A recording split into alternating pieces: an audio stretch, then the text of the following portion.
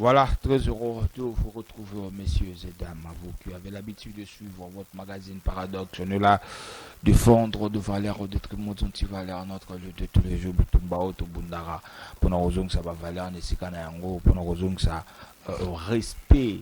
Nisika na yango yango ali bitumba oyo biso to bundaka côté bango baza biso to ya raté parce que nous défendons que de valeurs au détriment des anti-valeurs. Voilà.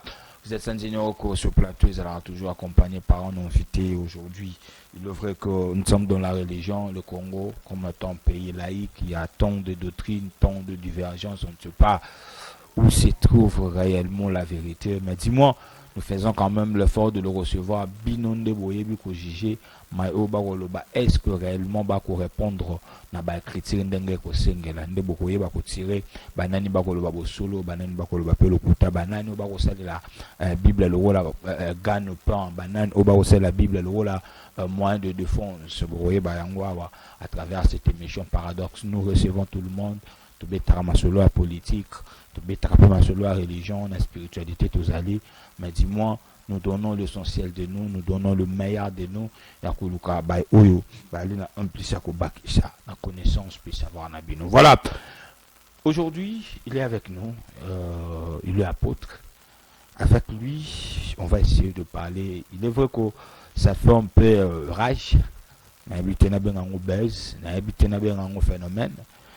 Vous allez m'excuser de ces côtés. On va parler beaucoup plus dans Otali que la vraie doctrine à ces moments.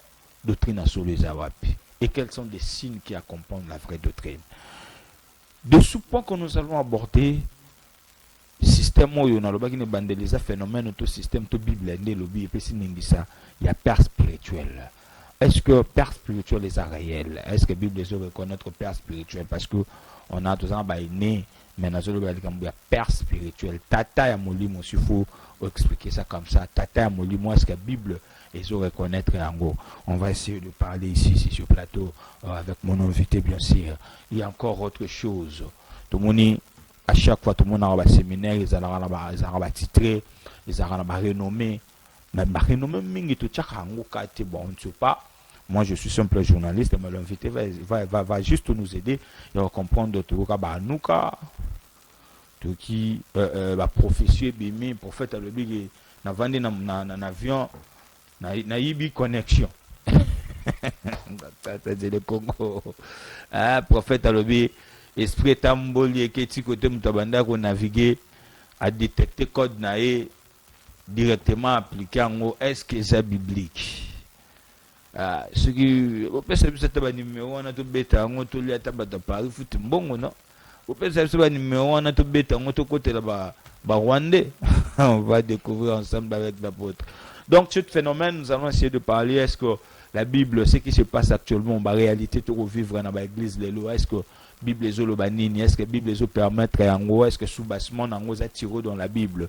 Parce que n'oubliez pas que Bible les Paul a zolo baso ba libino enseignement au bako konamino ba habiter vous mettre à la porte. Donc est-ce que réellement révélation on a tiré dans la Bible? On va découvrir. Et puis dernier point, ils ont rajouté au dans les réseaux sociaux cette guerre tout bien en guerre parce que on a vu les hommes de Dieu en train de se quereller. On a vu les hommes de Dieu n'enga ba dans les réseaux sociaux. Moussou sur le révélation est plus grand que les écritures. Moussou sur le ils ont révélation du diable, ils ont inspiration du diable.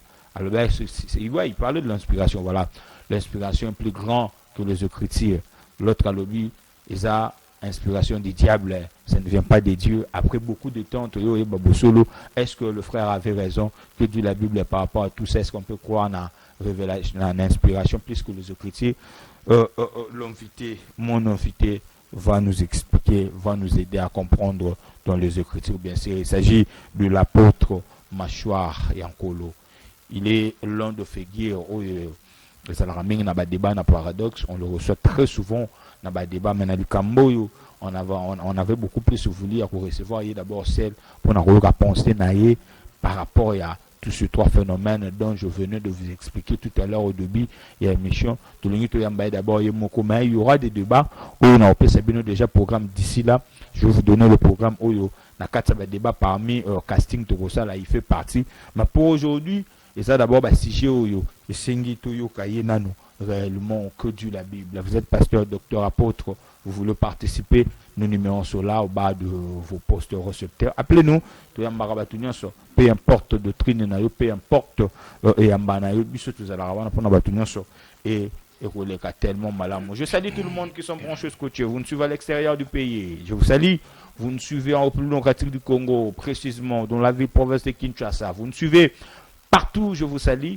Au ligne pour recevoir Oulanda Bama. Bah, émission ya paradoxe, n'hésitez pas que nous na compte TikTok na biso beti colon welo ou qu'on retrouve compte TikTok na biso il y a des émissions ou retrouver chaîne na biso ya YouTube paradoxe officiel ou qu'on retrouve intégralité de l'émission na biso nyonso au Hollande pe aux ala béni. Voilà, comme j'avais dit là avec nous apôtre Machor Yankolo na pesio Mbote général Welo. Bonne santé, bon du mon chavou. Santé ça bien par la grâce de Dieu. Et dimanche malam on zambe a pesa biso a pesi biso totondi kaka totondi ka nzambe wana ndenga sali biso ngolu to mona na susu lelo lokumo ezonge pana. Voilà, boni makambo ko tambola ecclesia parce que bato belé ba bien mingi na cadre ya débat lelo ba wa nous recevoir yo sel boni ecclesia ba Holanda yo sikoyo ejo ko kamba. Merci la grâce de Dieu. Suzana Kimbanseke na Kimbanseke na mbenza wana nzamba pambola bango pambola pe na komina Kinshasa mama prophétesse Abigail nde mutu azokamba komina Kinshasa. Moi c'était bana yo madame nangate moi c'était mama kuna pa te mama Zizi ate akuna na tuni moi c'était en église na yo ate aka eza sans problème tozonga neza na osisi na biso te mettre tozonga na okangelo ke kaka wana. Voilà, tout démarré. Apôtre Machor Yankolo, peuple ya Nzambe ba Holanda yo. Si je n'abuse ça, d'abord c'est quoi doctrine? C'est quoi la vraie doctrine? Il y a beaucoup de profondeur, il y a sujet na biso, mais quand on a la biso, sujet de base, mais quand on a les biso, c'est quoi la vraie doctrine? Merci général Paulin Welo Nzaba Pambola. Bon, la Bible est na Éphésiens chapitre 2, verset 20. Biabi moboko na biso tongami kola bantoma pe basakoli. Jésus-Christ le pierre angulaire. Ozomona moboko na biso photo landa modèle ya bantoma parce que na bantoma pe basakoli. Il faut tolanda o bango bateyaki. OK. Malakonda bango bateyaki banseignement na bango. Na oyo lelo zo salama na mokili lelo. Ozomona Jésus-Christ est le pierre angulaire. Donc doctrine c'est Jésus non. Vraie doctrine c'est Jésus parce que yena sali. Yena sali Bible bida Acte chapitre 4 verset 12.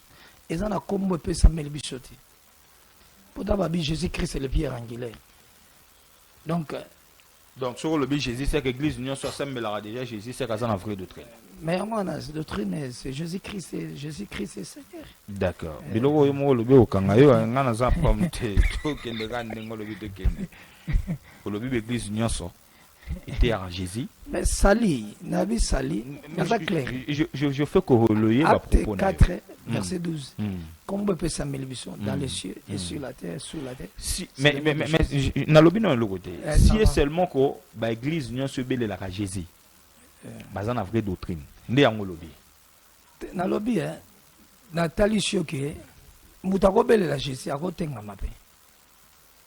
Mais ça non a vrai du fait que ça a Jésus c'est que ça non a vrai bien qu'à côté. Mais est-ce que pourquoi bah divergence c'est belé?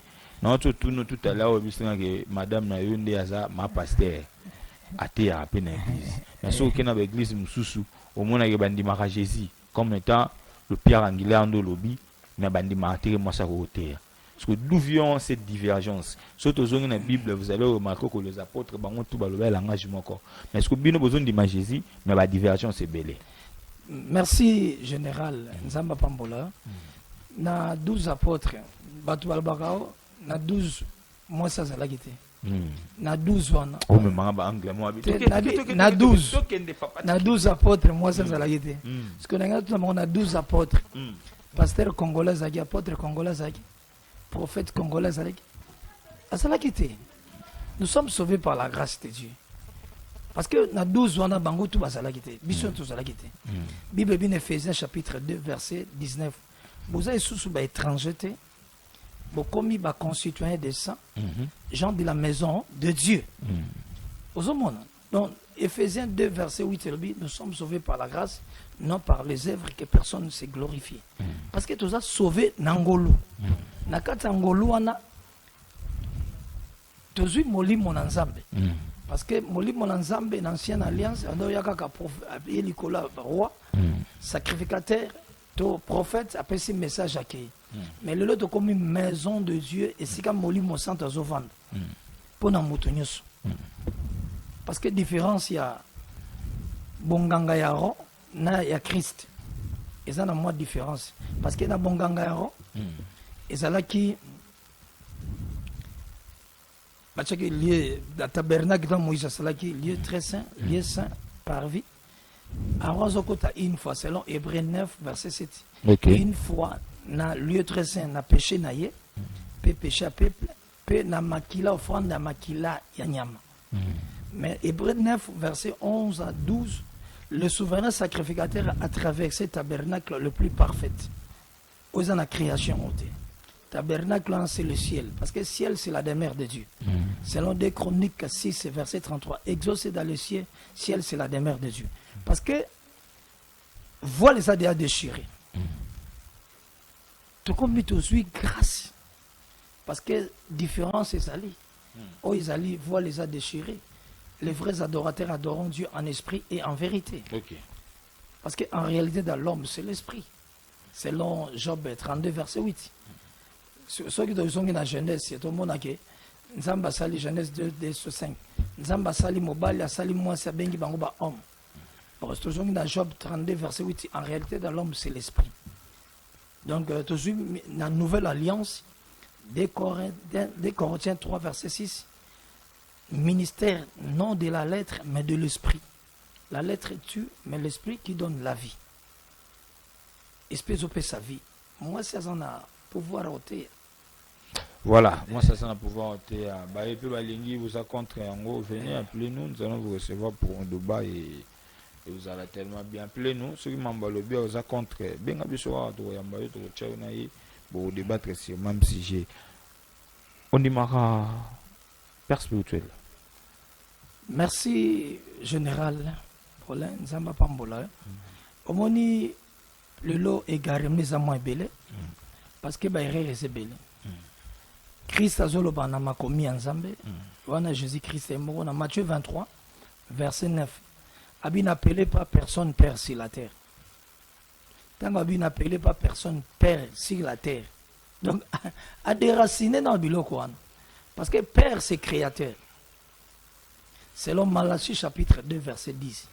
Père a sa créateur, Dieu c'est créateur. Tant de lui créateur, tout le monde a Nzambe alobina Jérémie chapitre 1 verset 4. Abina pona que depuis na libuma maman na yo. Na établi au prophète des nations. Moi création. Donc Nzamba sa pona que déjà na libuma maman na yo. Donc père spirituel c'est Dieu lui-même. Donc vous êtes contre père spirituel, si on a comprendre bien. Naza comme ça pour moto ya batu. Tout que malembe. Vous êtes contre père spirituel. Je contre ça.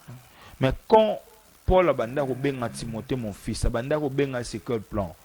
Parce que sur ozongi na tel na Bible mona que Timothée qui fils biologique n'a été. Mais ce que quand il appelait Timothée mon fils, abanda ko benga par quel pouvoir ou par quel moyen, par quel temps où yazo benga Timothée mon fils. Si le père spirituel les organisations qui vont monter en Zambété. Merci pour la parole. Omoni soto zongi na Philippiens 2 verset 6 à 7.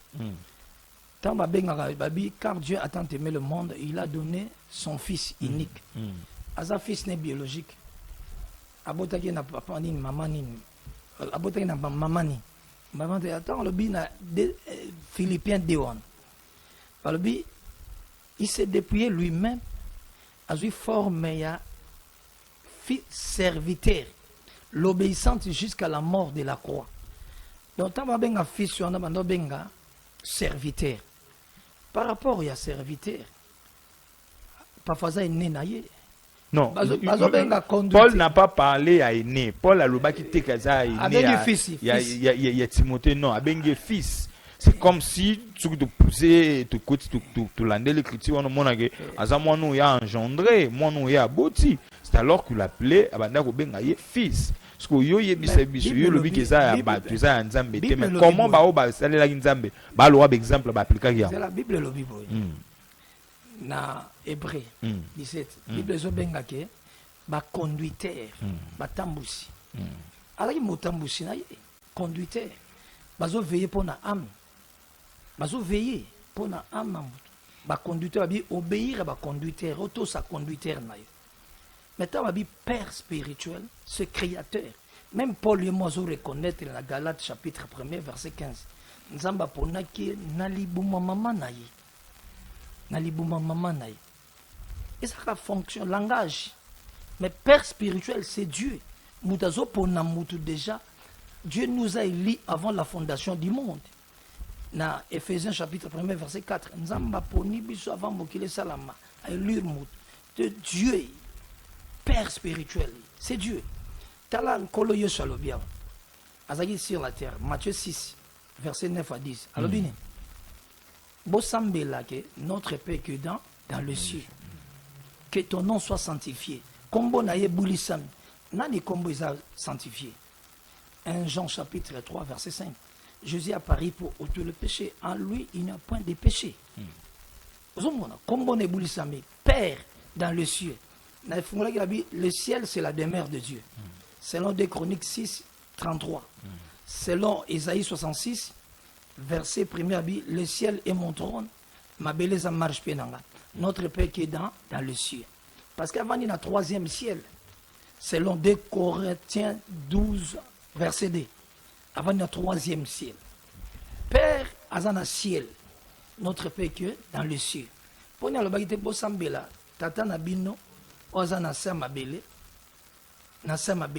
bobenge Père spirituel, notre Père qui est dans le ciel. Parce que ciel, ndeto kozwabia non abiso, mutavan na ciel dans le troisième ciel, Jésus-Christ. Il y a dans le troisième ciel. Il y a dans Père spirituel. Il y a créé nous parce que Père c'est créateur. Père c'est l'esprit. Selon Matthieu 10, verset 20. Bino bon le baptême m'esprit à père mteko le bakat na bino. Zomona que père a esprit qu'on a d'autant na Malachie 10 père c'est créateur.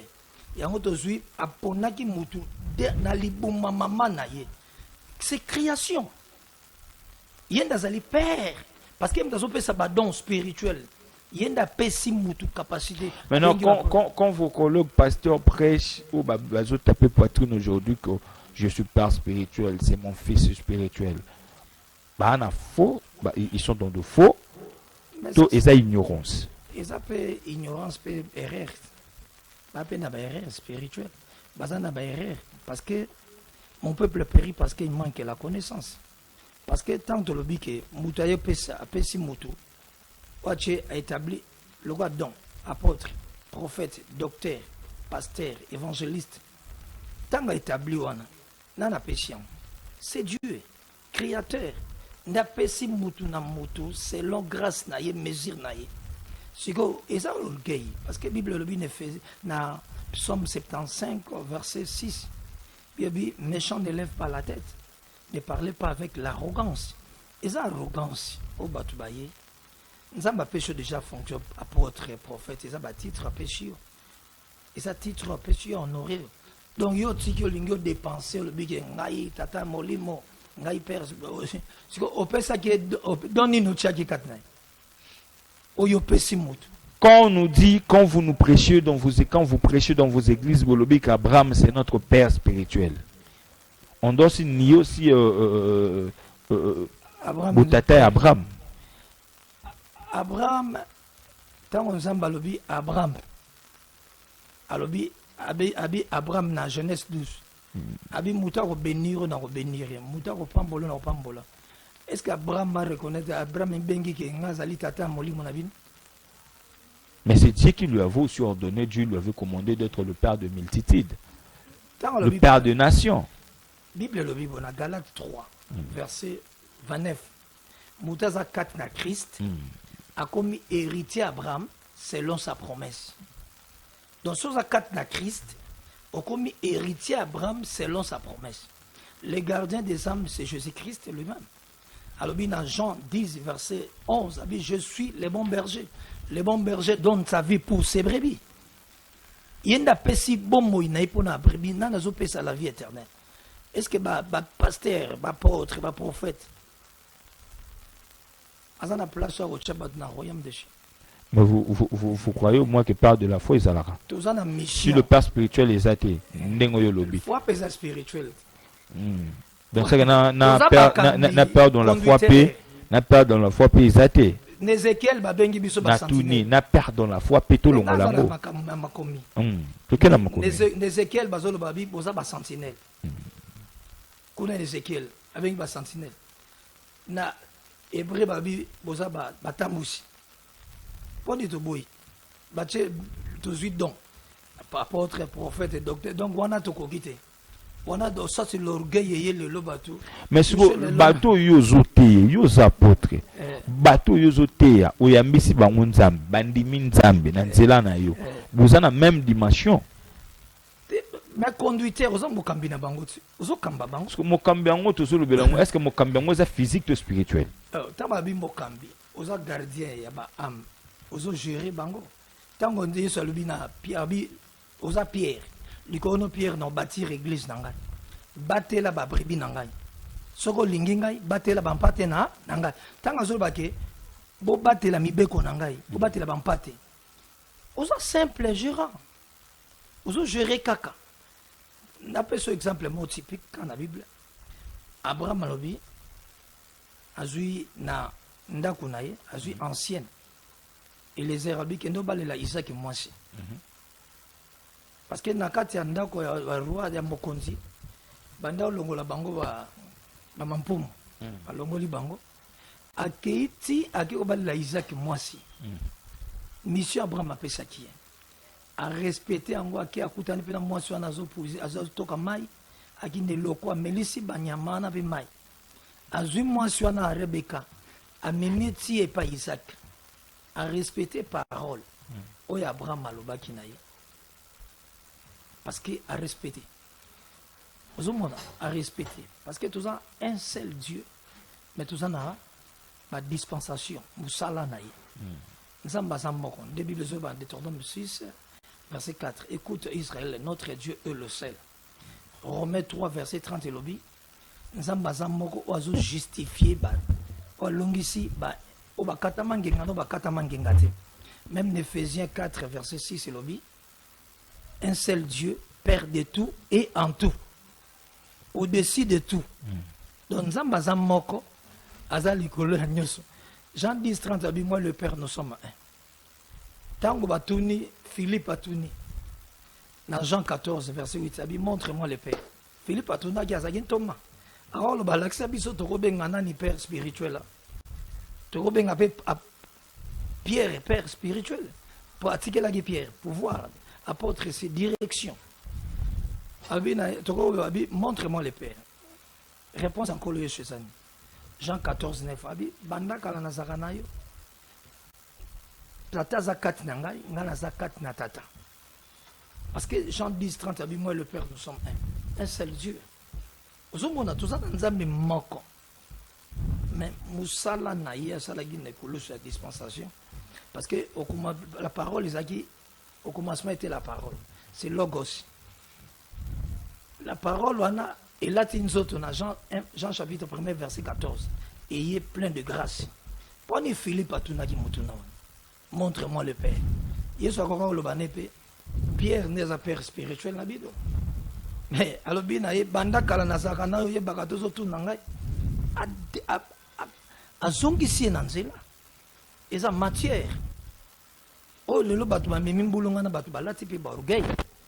Parce que musalo to ça les a. Pour la Bible zo reconnaître en tesala yo ma apôtre na chankolo. To ke malembe, mais il faut pas savoir preuve to ba koto telema. To ba so preuve kana parole. Allez-y. Ngana zo ba no parole, nazo so nsoka na Bible. OK. Philippe atuna kiti. Nazo nso na Jean 14, 8. Montre-moi le Père. Christ Halloween. na verset 9 alobi Jean 14 9 abi banda kala na zakano zotu nanga ngana zakati ya tata tata zakati nanga. Jean 10 30 alobi moi le Père nous sommes un. Donc Père c'est créateur, Père c'est l'esprit.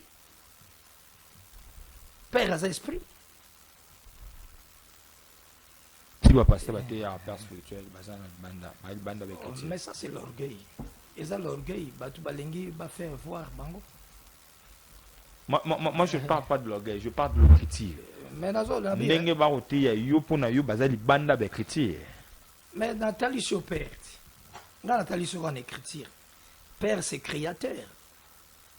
Selon Malachie 2 verset 10. Père c'est créateur, Dieu c'est créateur. Nathalie sur selon Matthieu 10 verset 20. Abibino bolobate mais esprit à Père goloba. Père c'est esprit. C'est Dieu créateur, c'est l'esprit. Esprit wane s'incarner ye na sambukili. Ego sauver biso. Mais pourquoi il y avait il y avait la hiérarchie toujours Élie na Élisée, toujours Élisée na Géasi. Il y avait le respect comme étant Élisée a coupé sa respect, il y a Élie comme étant père. Aux yeux Géasi na Élisée, Géasi respecté Élisée comme étant père. Mais est-ce que sur la Bible, les gens reconnaître en yo et la Bible analyse en philosophie ou réellement bateau ne pas appliquer en gros bazan ignorance ba éviter. Bangonde bazan philosophie. Ça c'est là. Tango Élisée azalaki. Élie azalaki azolanda Élisée partout alongo na Bethel à Kembo azolanda po ni atika na manteau. Te Élisée na bandolanda Élie. Élisée azolanda Élie. Na lobi Élisée. Te lobi Élie. Toke malembe kasi na bidoza no nata ta ezali papa problème te ta ezali Élisée azolanda Élie Élie alandi Élie na Bethel alongo na Bethel akena Gilgal azolanda ye po amona tanga azonzala lever po assaisir manteau mais le bato balobini musu baye na baigare mabi. En tout cas, le lot resté branché. Aussi, madame, ma talit, ma robe, wana na bossa na wana, c'est bien. Aussi, ma yango le lot bena tous les coups sont permis. Ote, Élie tanga mati, Élisa zaki branché azui manteau. Tanga azui manteau na ya beti. Maï kabwane ba fils des prophètes va mon et esprit à Élie et kat na Élisée. C'est bien. Mais maintenant, Jean-Baptiste a salé un miracle parce qu'il a un manteau élité.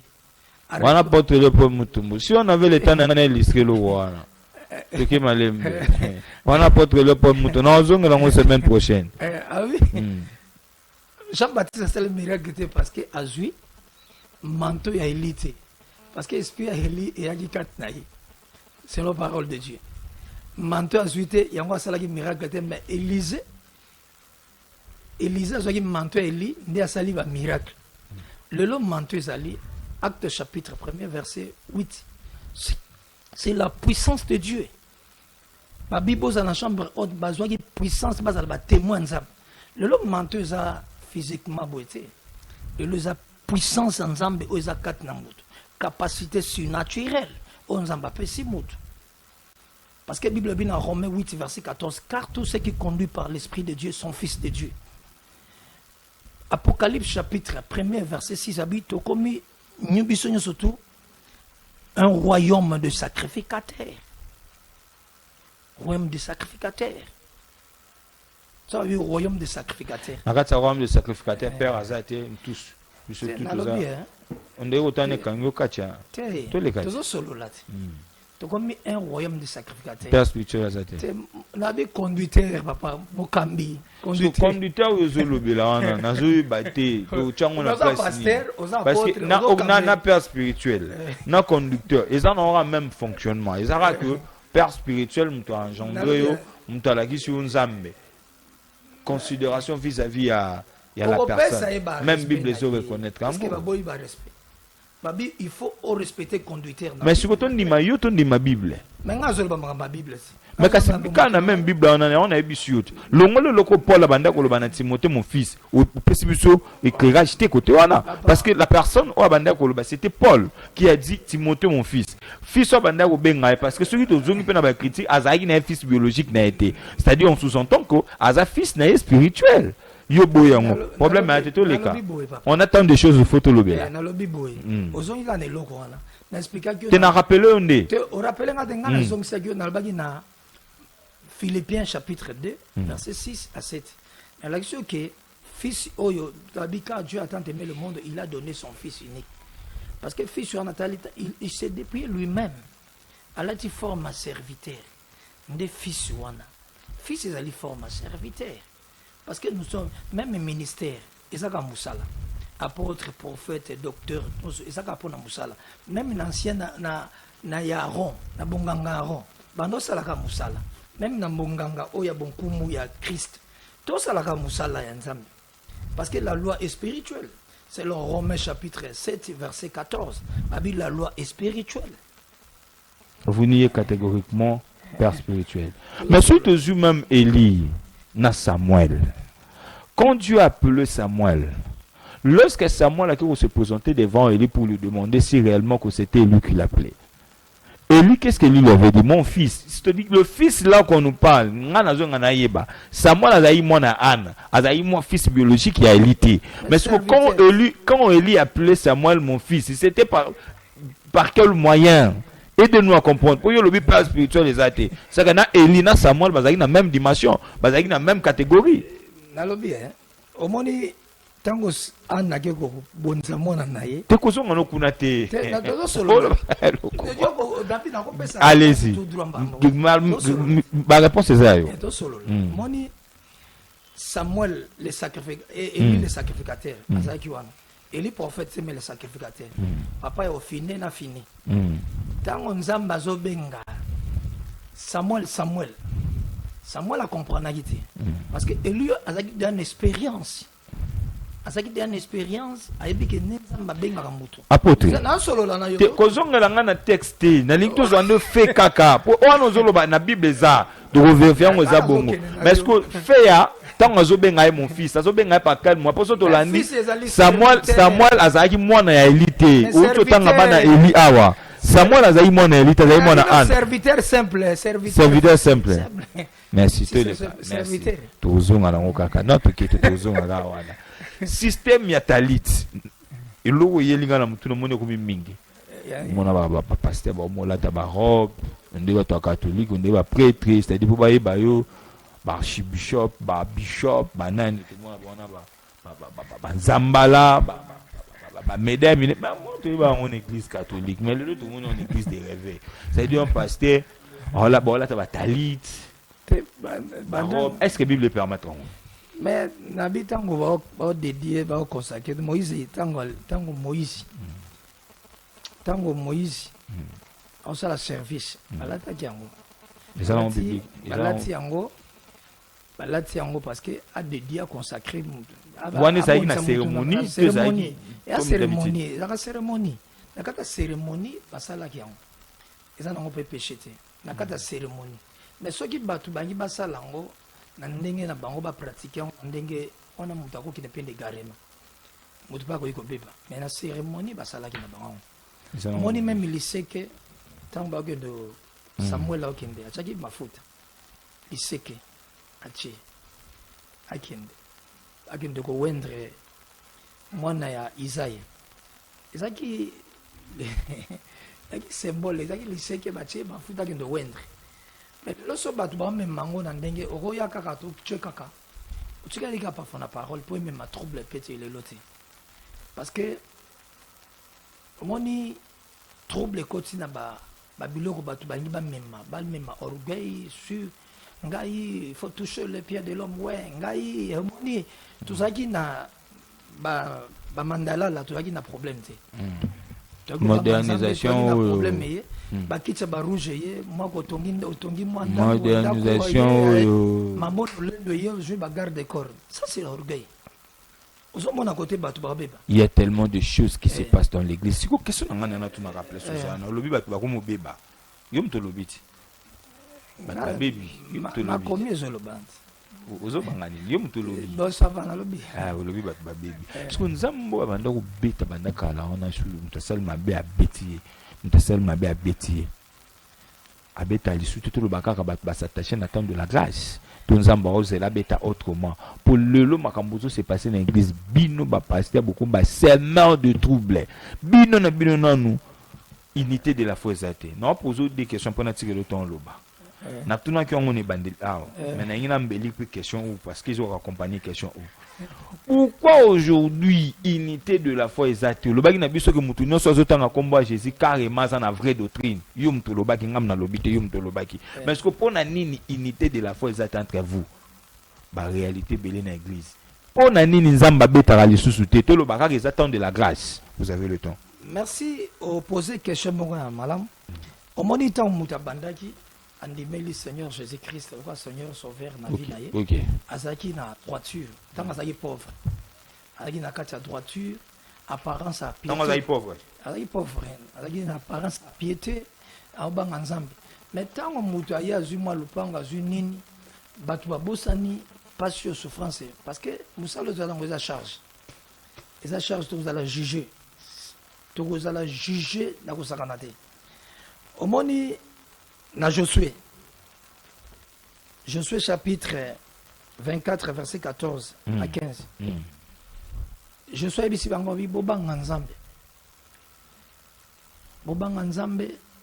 so bo trouver bon bo salela banzambe o batata bino basaki na ngamba fleuve banzambe amoréen mais moi ma maison nous servirons l'Éternel ngana ndako nanga to salela nzambe Elia ina 1 roi 18 verset 21. Et trouble ça là qui wana. Bal. Peuple balandi bal, peuple bazo le colomon na casse comme libanda. Il y a le bien bango jusqu'à quand clochera vous des deux côtés. Si près de l'Éternel, allez près de lui. Si près des balles, qu'il n'est pas bal. Bal lo aneza ou bal sim. Azanzambe ya bande comme sous.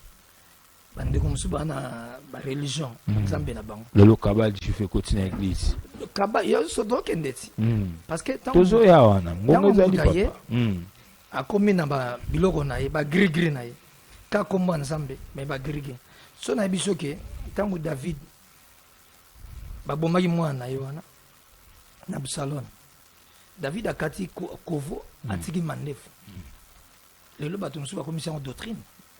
Église comme Moïse tangu nzamba lobine longwa tika mapapa kota l'église mutriba sambela ba kolongulu le doctrine mais nous quand le lipap ezali zèle de l'évangile zèle de l'évangile la piété donc zèle de l'évangile abi pour la ta zèle le ko la sapat pour l'évangile mais le bato batika na doctrine Bible lobina 1 Timothée 4 verset 1er natanga suka bat bakotika nzela kondima bako s'attacher na esprit séducteur doctrine des démons lelo bat bakoti na doctrine des démons batu bakoti na bakabali chif batu bakoti na nouyeji eza des réseaux réunions nouyeji ezali nouyeji ezali apeshi $500,000 basombelo lopango basali yo bolamu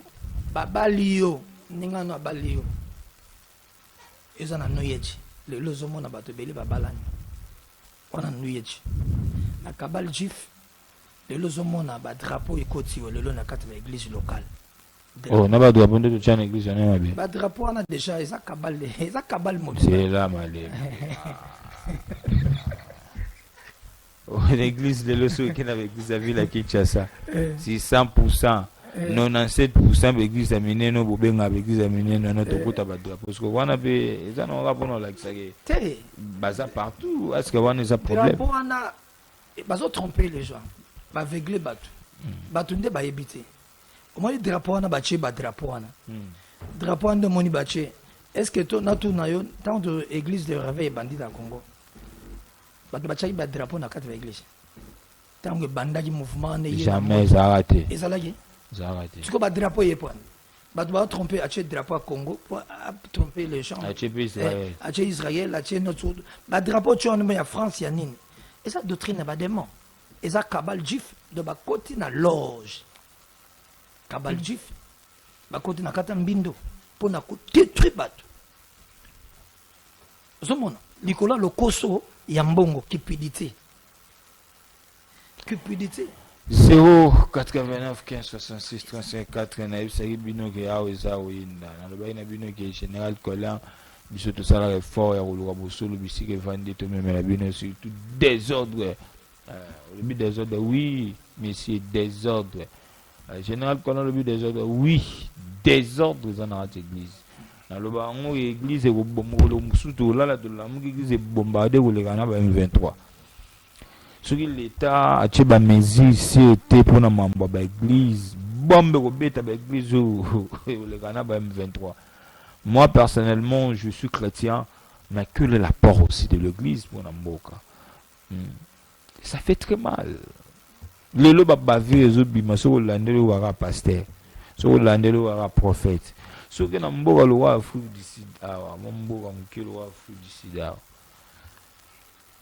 C'est pire au monde difficile au monde à ba bêtise c'est passé pas biso na mambo église que c'est passé kuna pas ni bon bâtiment ba règlement so ke karata na ngambo na biso braza ko de tondaka ba pasteur congolais ba une église kuta molongo ya ate na Brazzaville so ba église c'est belé kuno ba église ngo zala ana ki ou ra centrale na ngo za kina on ne refuse pas à rebondir les habits mais il faut quand même ils ont un peu dans ma règle, ils ont un peu quand même dans ma borne où ils ont sécurisé.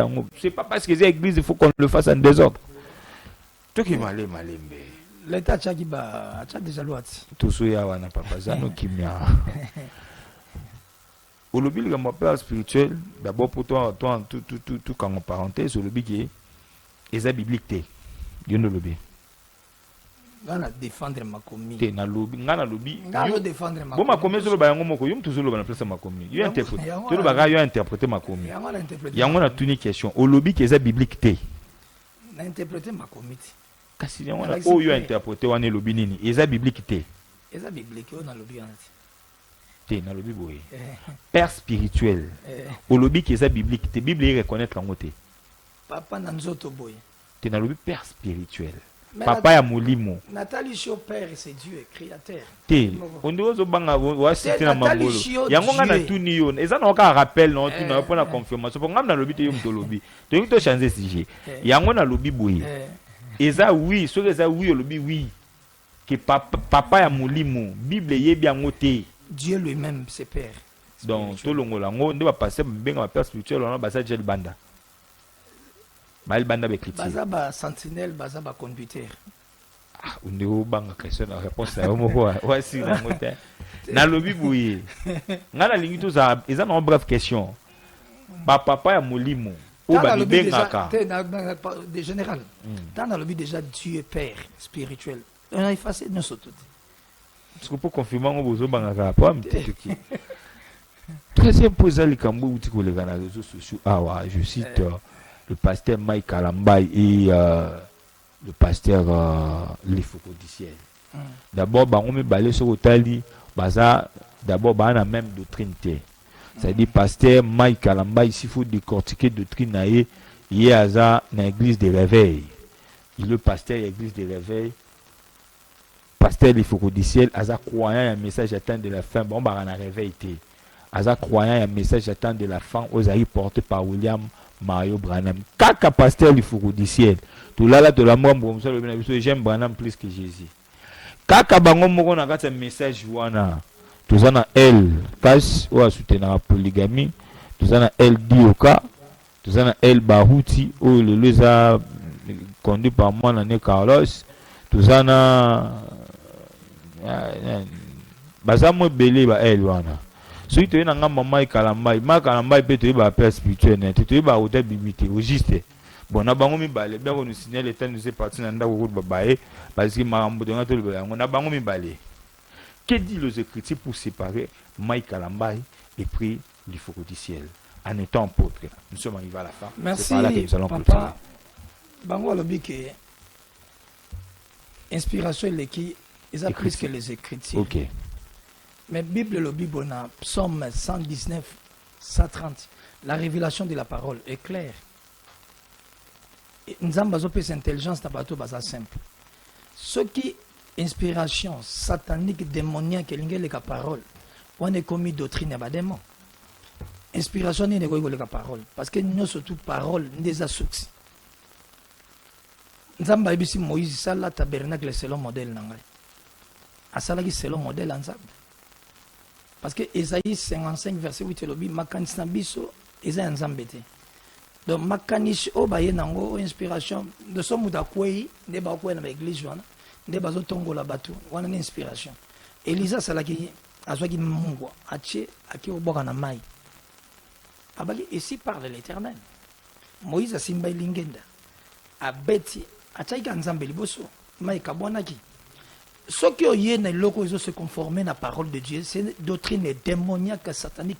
Bible lobby na 1 Jean 4 verset 1er.